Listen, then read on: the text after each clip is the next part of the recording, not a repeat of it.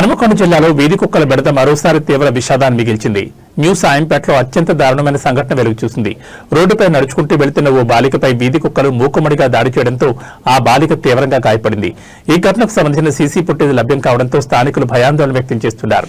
హనుమకొండలోని new సాయంపేటలో Sreeja అనే 7 ఏళ్ల బాలిక రోడ్డుపై ఒంటరిగా నడుచుకుంటూ వెళుతుండగా ఒక్కసారిగా అనేక వీధి కుక్కలు ఆమెపై దాడి చేశాయి.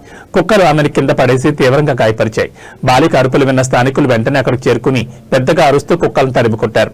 స్థానికులు సకాలంలో స్పందించడం వల్ల ఆ బాలికకు ప్రాణాపాయం తప్పింది.